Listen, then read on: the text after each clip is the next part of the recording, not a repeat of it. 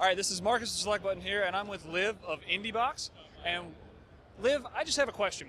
What exactly is IndieBox for those at home? We make box collector's editions of indie games, and we're also a subscription company, so we make and ship out one of those boxes every single month. So you are kind of like a video game version of maybe Loot Crate or Nerd Block, those kind of items then? What we do is we make a really, really good video game box. We just happen to send it out to people every single month. So we also make boxes for private developers in order to fulfill those needs. So we're not just a subscription company, we're a box maker that just happens to have a subscription component. Okay, so that's pretty interesting. So it's a combination of both making the box art, everything kind of for the indie games themselves, and then also the subscription piece. What kind of stuff goes out on the subscription piece every month for everyone as well, just so they kind of can get an idea? There are a few consistent items, like there's always going to be the CD soundtrack and a manual. There's always going to be the cartridge that is the USB that the actual DRM-free files are on. There's always going to be a couple of IndieBox stickers and that kind of thing, but the actual collectibles themselves vary wildly every single month. So it's anything from a pair of socks to a combat medal to a burlap sack and a bunch of other stuff. It's always very, very different, and we work really hard to make sure that it is that different. It definitely sounds like that. That's pretty unique items. I don't think I've ever received anything quite like that myself.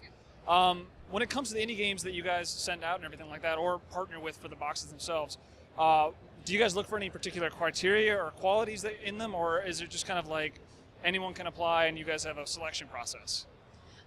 The games that go into our box, they have to pass a set of hurdles first. They have to run on Windows, Mac, and Linux, and have a 75 or better on Metacritic, or an 8.0 or better on the Indie database. The developer has to contact us within 6 months of the game coming out, so that can be 6 months before or 6 months after, so that we can find a good time for them in our game lineup. The game developer also has to be cool with the fact that we ship all of our games DRM free. So that actually knocks out a surprising number of developers. And then in addition to that, the game has to be a 1.0 or better. If it is still in early access, it needs to be, the core of the game needs to be finished. And when it plays, it needs to feel finished. Which leads me to the number one thing, it has to be awesome and not suck. So even once it's hit all of those criteria, it still may not be right for a featured game in a box. There is a lovely game called Cluster Puck 99 that is in our Super Win the Game box. We love that game, but it's multiplayer and requires several people to play it, and we didn't think it was right for a featured game. So when we had extra room available on the cartridge for Super Win the Game, we approached the developers and said, hey, do you want to partner up with us on this? And they did, and we're so excited to have had that game in our box. So there's a lot of criteria and a lot of hurdles a game has to go through to even be considered, and then in addition to that, it may not necessarily be right for a featured box. Oh, that makes sense. You can't send everything, so you have to have a selection process in there. Well, I like the fact that you guys are kind of skipping over the early access thing. Nothing against them, obviously. It's still a work in progress, however. But going back to the indie piece of it, do you guys take people that are already released on Steam or GOG or anything like that? Is that all okay as well? If we're looking at a game and we sort of have to ask the question, is this really indie? That's a discussion we have with the whole office. If we're looking at it and we're just really not sure, we try to err on the side of caution.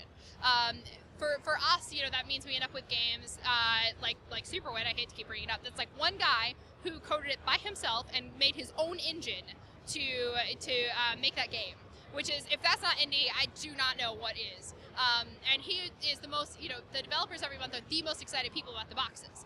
They never imagined that they would get to hold their game in their hands. And it's like a goosebumps moment watching them. It's like their child. They finally get to see it in real life. So we, usually if it's indie, you can tell. And if it's not, then, there's no litmus test where we sit there and we ask ourselves the questions. Well, that makes sense. Well, for those that are interested, if they do want to get involved in the subscription box and everything like that, where would they have to go, and what are the kind of the costs and everything associated with for them? For developers or for subscribers? For both, I guess. Okay. So for developers, you can look at our criteria at theindiebox.com/FAQ. That's all the stuff I just laid out really, really quickly because I'm aware I talk fast about the Metacritic scores and all of that. And then they can contact us at support@theindiebox.com or contact our president directly at james@theindiebox.com. For subscribers, you can just go to our website, theindiebox.com, and pick what monthly plan you want. It does auto-renew like any other subscription service, and you can save money by buying several months up front. Well, that is the IndieBox. It's a great way to kind of see some of the great games out there that may not be as mainstream as some others. So for those interested, definitely take a look at the website and see if you like what you see. That's going to be it for now. Thank you. This is Marcus of SelectButton. I'm sorry, before we start, I already blanked on your name because I'm bad with names. That's fine. I don't even have no idea what your name is. I'm Liv. I'm Marcus. Marcus. Okay. Liv Marcus, okay. And that's probably on camera. Yeah. Leave that in. Leave that in.